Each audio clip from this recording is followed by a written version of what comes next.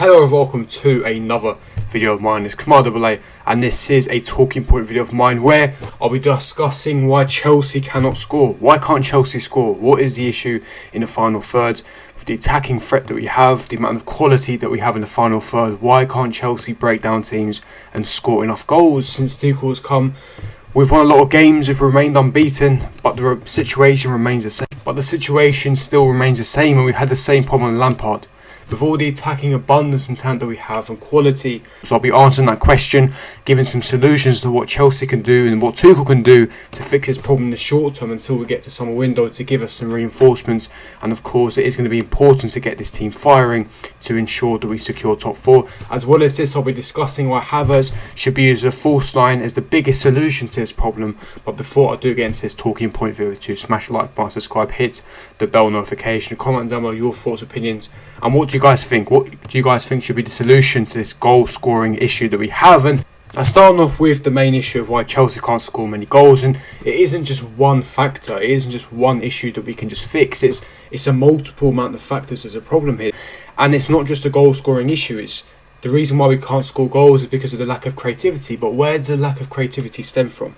It stems from the player positions, the lack of a system that we have, the midfield that we have, and the fullbacks. And there's an array of problems, and this can only be sorted on the training fields with tactics to be implemented with training sessions. And the other problem is we're playing every 3-4 days. So Tuchel has just arrived at Chelsea. He hasn't had enough training sessions or time to implement his tactics, implement his philosophy.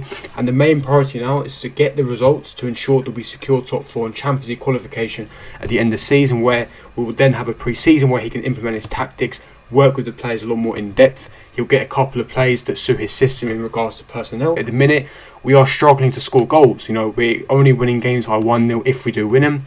1-0 victory away at Spurs, 1-0 victory away at Atletico Madrid. These are fantastic, superb results, but we could have scored a lot more goals in these games. Southampton, lack of goals, we drew 1-1. You know, we only beat Sheffield United 2-1 away from home. These lack of goals are costing us, and there needs to be a solution to these problems. There has to be solutions. Now, there are multiple solutions we can have.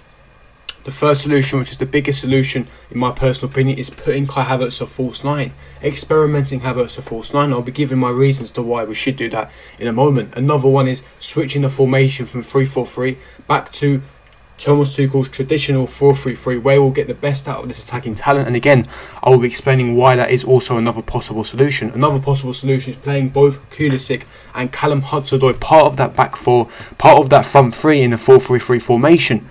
Again, another solution would be to put Ziyech at number 10 position, where he's more creative, where he doesn't have to utilise his legs because he hasn't got the pace and he hasn't got the intensity in the Premier League to be able to cover for the defensive work, and he hasn't got the pace to move up and down. So putting him in a cam position where he hasn't got to run as much, and that's where he can focus on the best parts, his creativity and his ability to impact the game. So these are three possible solutions that we can have to solve this goal scoring problem. And getting into the first solution, that is in regards to Kai Havertz, in my personal opinion, we need to start experimenting Kai Havertz as a false nine.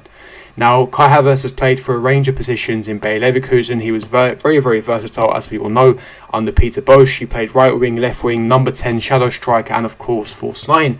And guess where Kai Havertz had the most joy? You guessed it, he had the most joy at false nine. He played false nine for Bayer Leverkusen last season in 10 games. He scored 8 goals in 10 games in a false nine position.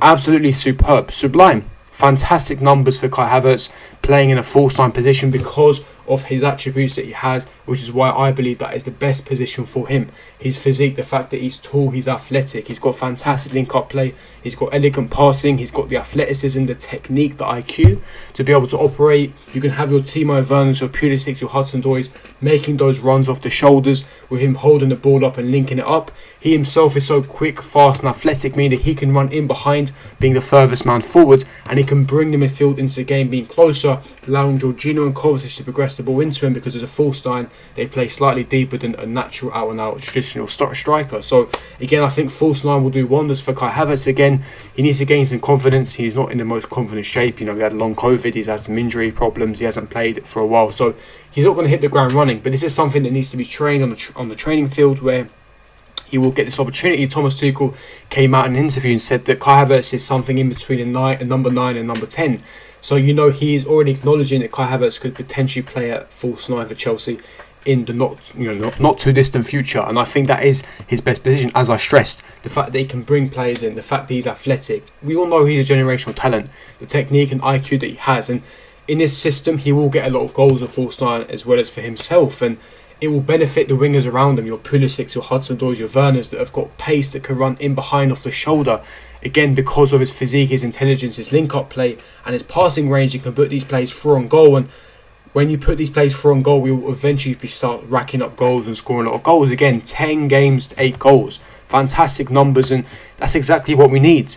And I think Kai Havertz should be playing at false nine in my personal opinion. That is how to get the best out of Kai Havertz in the correct system. You can play a 4-3-3 by having Kai Havertz in that false nine system, a bit like how Liverpool operate with Firmino. Of course, Kai Havertz is on a much higher level compared to Firmino, but you can have a 4-3-3. Kai Havertz as false nine. You can have Pulisic and Cho as your wide wingers, operating as the wide, inside forwards, making those runs off the shoulders, and I think that's the perfect solution. Now, the second solution we can have to fixing this goal scoring problem is fixing Ziyech and finding a system that suits him personally, because we know Ziyech, he's a moments player. He produces magic in the moment, whether that's a long shot, whether that's a fantastic infield left-footed pass, whether that's some link-up play, whether that's some trickery or some magic. But he's not consistent enough, and there are a lot of limitations to Hakim Ziyech's game. Now, on your screen right now, you can see Ziyech's pass map in the first half versus Manchester United with the goal on the right.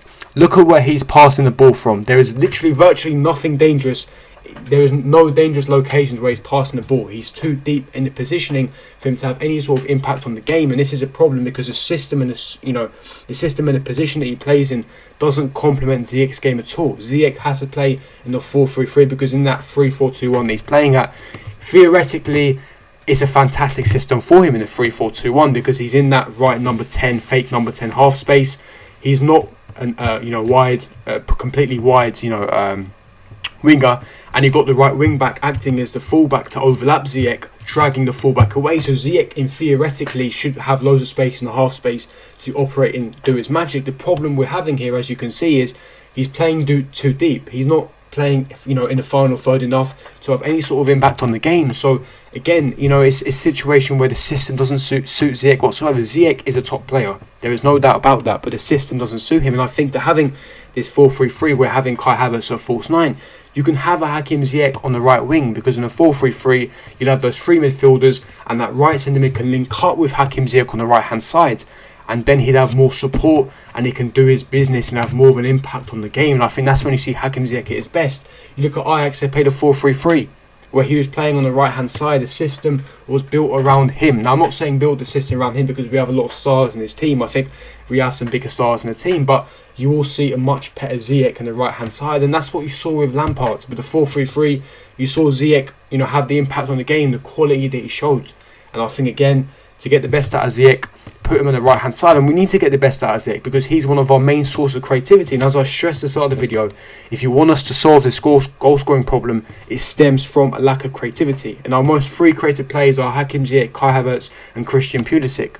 And by having Hakim Ziyech in his best position, by having Kai Havertz at false nine where he can link up the play, essentially his athleticism, his IQ, move forwards, the fact that he's higher up in the pitch as well compared to where he used to play at number 8, he'll have more of an impact on the game. And Kai Havertz, with his ability to arrive late in the box, he will score a lot more goals, and that will fix our problem. But Ziyech needs to play on the right hand side, and by having that, you can have a team of Werner on the left hand side with his pace. You can utilise his acceleration to use his space to his advantage. Again, link up with Havertz and Ziyech and the midfield, and I think it will be beneficial. So what are the three solutions? Formation change.